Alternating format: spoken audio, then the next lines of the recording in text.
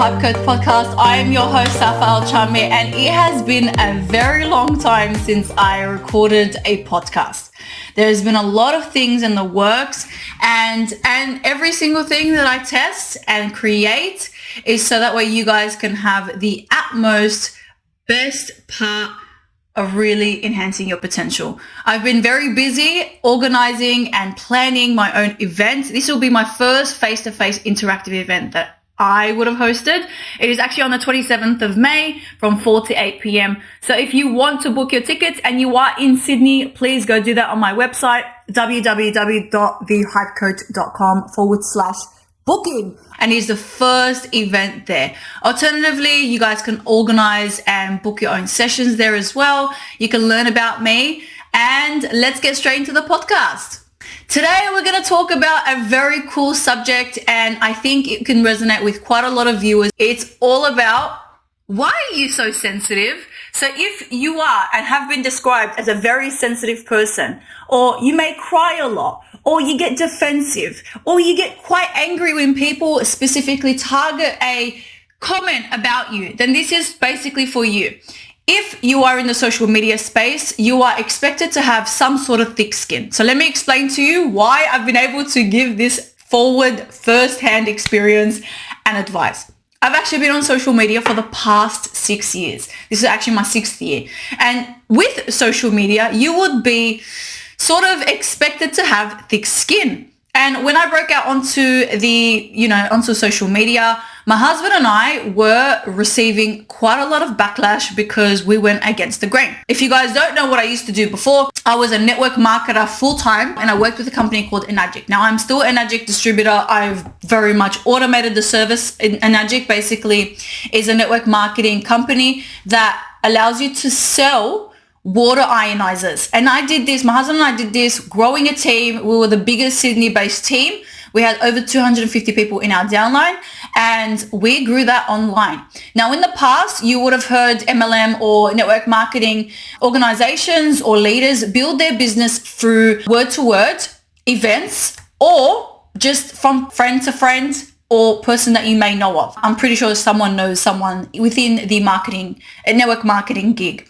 Now, it was so fun, but because we went against the grain and we were online, we were a target to a lot of scrutiny, a lot of comments, and a lot of backlash. So yeah, we learned how to have thick skin. We learned how to befriend the block and the delete button. We learned how to sort of shrug things off.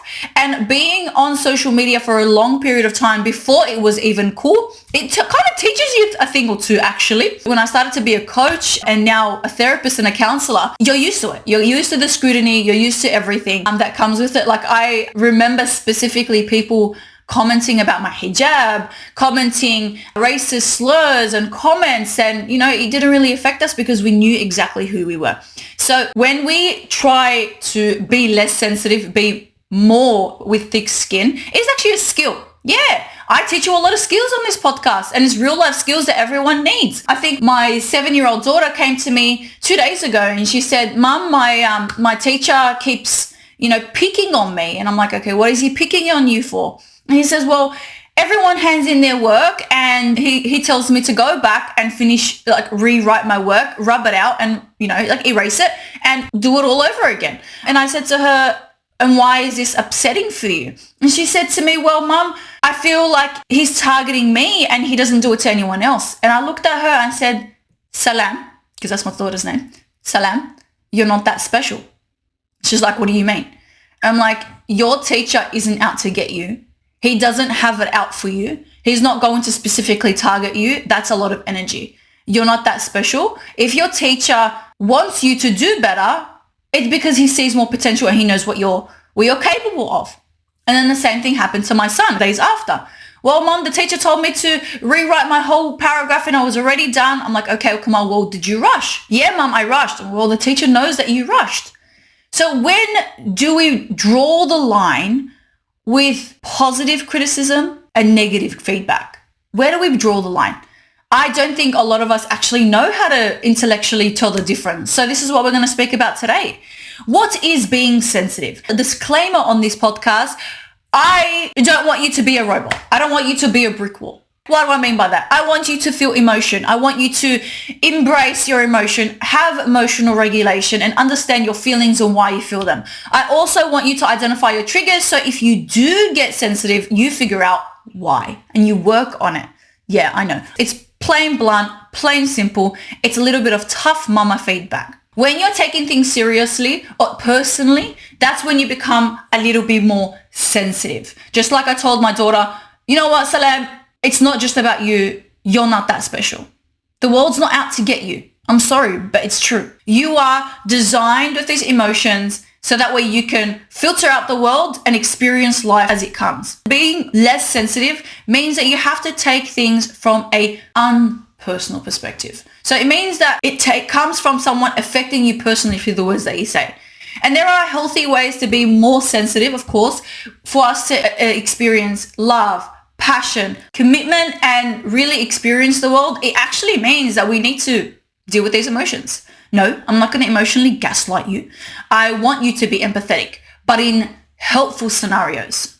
So it's important to remember when you're taking things personally, it's because you're making it personal. You're taking it personal, and it's not always personal. And like I said before, there is actually times where you need to be a little bit more sensitive and a bit less sensitive. I don't want you to be all guns blazing at a funeral. No, I also don't want you to be all guns blazing in a brick wall when your friend needs some help or some guidance. No, I don't want you to do that. Okay, so I'm going to give you 9 ways to be less sensitive. And if this podcast triggers you, great. That's what it's supposed to do. If you explain yourself or describe yourself as a crybaby, it's because you need to understand the world does not revolve around you. The world is not out to get you. So when you have a time or a scenario that makes you more sensitive or you find yourself triggered, I want you to feel the feeling. That's the first one. Feel the feeling. When something triggers you, if someone says a comment, this is what you're going to ask yourself. Are you ready? Yeah, these are really life practical skills and you can actually teach them to your children, which is great. Adults, teenagers,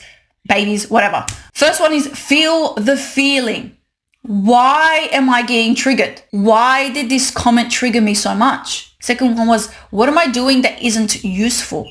Well, it's not useful that you're being triggered by something that shouldn't have triggered you. If something triggered you, it means to some point, some stance that you believe it to be true. And the third one is, how am I doing that? And you will realize that most of the time you're actually doing it to yourself. Yeah, people are not out to get you. You get defensive because you take it personally. And I've said it before, right? Opinions are like assholes. Everyone has one and they all stink.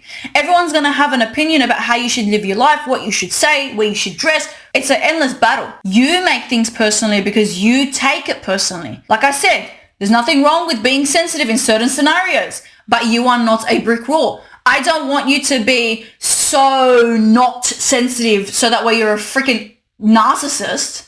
And I also don't want you to be too sensitive so that way you're always continuously crying about everything. I want you to find a balance. Nothing is universally bad or good. I want you to have the self-awareness to identify these triggers.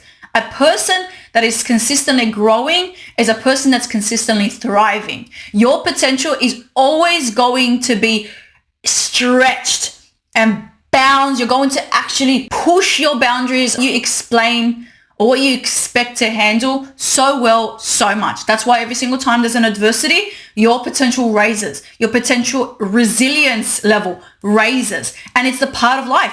You're going to go through these emotions. You're going to go through these scenarios. And it's meant to shape you, shift you, learn, grow, progress to the next start of your life. If you have subconsciously made a goal in your head, when you are challenged, you are persistently raising that roof of what you think you're capable of. The second one is actually one of my favorites because this is why people come to therapy in the first place. Identify your triggers. When someone says something, your job is to figure out why you took it personally.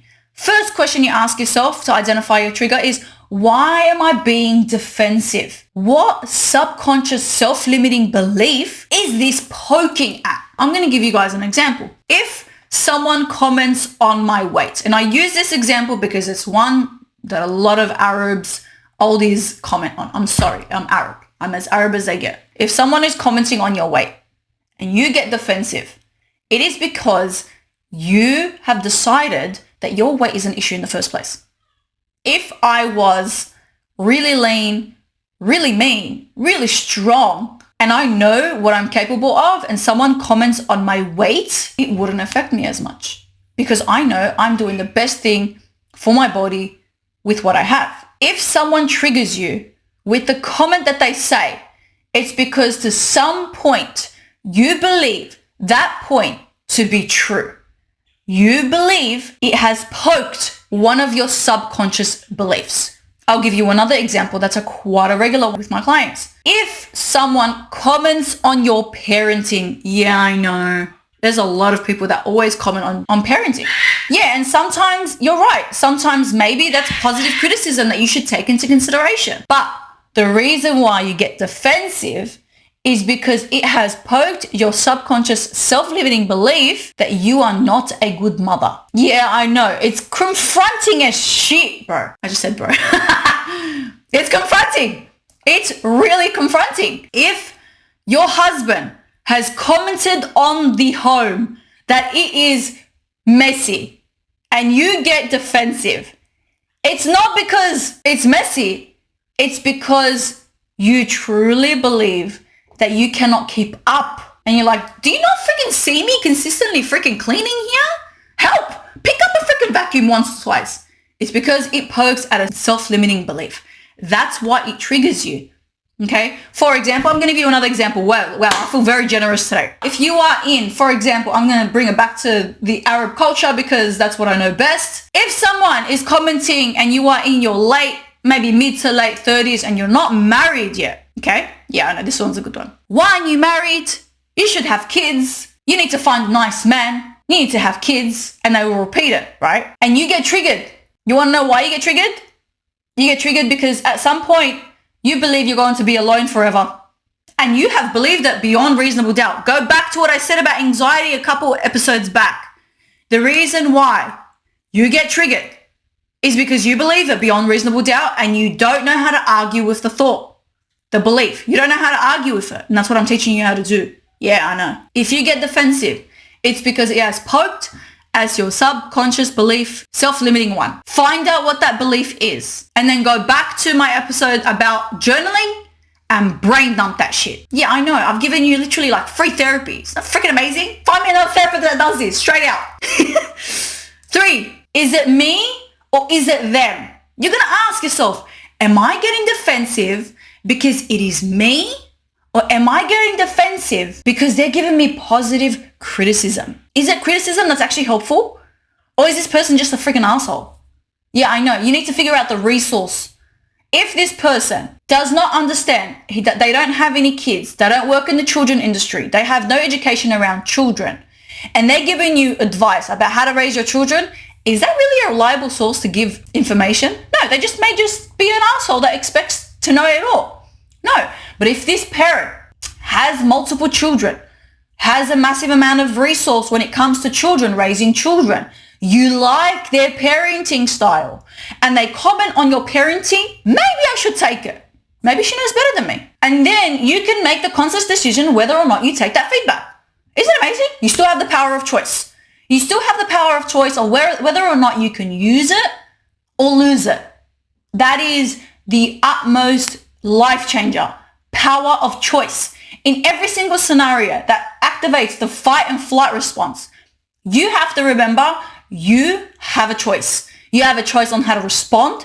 You have a choice on how to react. You have a choice on how to do everything after it. You have a choice. You always have a choice. You just need to find that choice. The aspect of fight and flight is when you believe beyond reasonable doubt that you have no choice. You always have a choice. Find that choice. Use it. So, first one is feel the feeling. Second one is identify your triggers. Third one is it me or is it just them? Is it helpful criticism or is it unhelpful criticism? Know the resource. Fourth one is know your informative resources, which is what I kind of touched on in number 3. Does this person not like you and is giving you this feedback? Or do they actually like you and they want to help you? Kind of ties in with what we said before. Is this person helping you become a better you, better process, better human, altering your personality, as we say? Or is it that they just don't like you? Which is what I'm going to go back to what I said in the first couple minutes with my daughter. I explained to her that your teacher doesn't not like you. Your teacher sees more potential in you, which is why they're pushing you beyond your limits or what you think is you're capable of. That's what a teacher's supposed to do. Okay, so does this person not like you? Is it an envious friend that wants to comment on every single thing that you do? Or do they just want to help you? And sometimes it's quite confusing to figure out which one's which. But you can figure out whether or not this person's good for you or not. You can figure out if this person wants great for you or not. That is your decision. You have a choice. Use your power of choice. Number 5 is you are responsible for your emotions. You can't control anyone else but yourself. You have the ability to respond. You can't control what flies out of someone's mouth, but you can control your reaction to it. Isn't it amazing? Again, practicing the power of choice. People are going to talk shit. They just do. People talk a lot of shit. They deflect from their own lives. Some people have really sad and upsetting lives and they don't know how to deal with it. So they immerse themselves with other people's problems and issues and then they make you feel bad about it because they feel bad. Some people are just assholes. That's fine. We've really acknowledged that. But some people actually don't. There is a big percentage of the world that actually wants good for you. Now, does everyone know how to communicate that effectively? No, but that's fine. It's all the power of choice. You are in control of your emotions. You can't control what comes out of someone's mouth, but you can control your reaction. That is the ultimate life changer. Someone can say anything. If it affects you, you take it into consideration, you believe it beyond reasonable doubt. That is when it becomes an issue. People can talk shit, right? People can say, you're nothing, you're an idiot, you're dumb, you're stupid, you're a donkey, whatever. But if you believe it and take it into consideration and actually apply it to your life and act as such, it becomes an issue. But when you kind of like, this person doesn't know what they're talking about. Nah, I'm definitely not dumb. I'm definitely not an idiot. I'm actually quite intelligent, to be honest with you. I don't know what this retard's talking about. They're probably dumb. They're probably retarded. Far out. Like my lingo is very area today, but it's fine. I hope you guys can acknowledge and anticipate how real I am today on this podcast. Yeah, I know it's very area, but it's for some and I know it's not for some. It's fine. Okay. I am not everyone's cup of tea and I think I've acknowledged that quite early on. Yeah, that's actually, I'm going to add that one. You are not everyone's cup of tea. Okay. You are not for everyone and not everyone's for you. Not everyone likes tea. Not everyone likes sugar in their tea. Not everyone likes milk in their tea. You are not everyone's cup of tea. And you're not supposed to be. There are people that are not going to like you. And you know what? That is okay. And you know what? You, the aspect of you, who you are, is always changing. So someone who didn't like you back then maybe may like you now. You are not everyone's cup of tea. You're not always going to be liked. And that is the aspect of people pleasing. Do you remember when we spoke about that? People pleasing is you want everyone to like you, no matter what circumstance or what resource or what qualification they have or what position they have in your life. Not everyone's going to like you. Being not sensitive is being okay with that. So stop expecting everyone to like you. They're not going to like you. I'm sorry. There's 7 billion people in the world. One of them's bound not to like you. I have acknowledged that a very long time ago and it was a life changer for me. I am not everyone's cup of tea. Okay? That's fine for me. Those whose cup of tea I am, they like me. So maybe you admire my area talk today. Number 6, accept that you're an observer of others and not a mind reader. Ooh, that's a confronting one. Accept that you're an observer of others and not a mind reader. Stop trying to read people's minds. No, it's not because they don't like you. It's because they're busy. No, they're not always thinking about you every single time. They're too busy engulfed in their own thoughts. Let me tell you that. Life is 10% what happens to you and 90% how you react. And words are just sounds, right? Blah, blah, blah, blah, blah. They're just sounds. Words are just sounds. You're the one that puts meaning to them. So if I say a swear word, to some people it's quite offensive. And if you're Australian, you would admire that because it means I'm authentic. It is just a word. You are the one that decides, hey, you know what? That's really offensive. Or you know what? I don't really like that. Oh my God, this person said this. Oh my God, this person acted like this. Oh my God, that you make that decision, not me. You make that decision. You make the decision of whether or not this sound has meaning and you accept it into your being. Jim Rohn once said, every morning, guard the door of your mind. What does that mean? Guard the door of your mind. It means be an observer for what you allow into your life. into your mind every day, into your energy. Be an observer. Don't assume. The minute you start assuming what someone's thinking, you're already losing.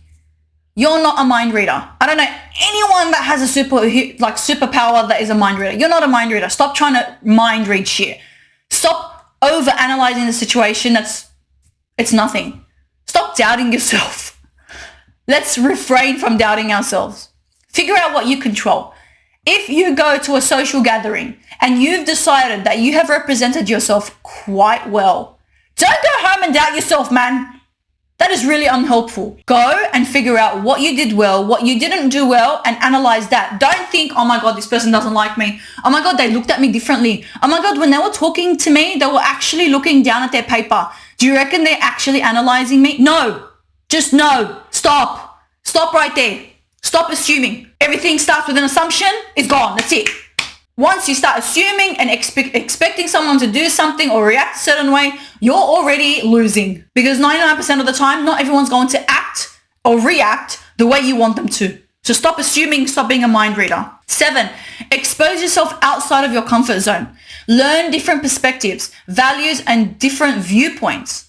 And we say this as well. If you are the smartest person in the room, you are in the wrong room. Why do we say that? Because we want to get you out of your comfort zone. If you're in your regular friendship group, you're talking about the same shit, you're bitching about the same shit, you're gossiping about the same shit, where are you growing? It's just a waste of time and energy and space. Go and put yourself in a room that you're not the smartest. Make that a habit. Make a habit of getting out of your comfort zone, because the more out of your comfort zone you become, the more you learn. So practice being silent and actually listening.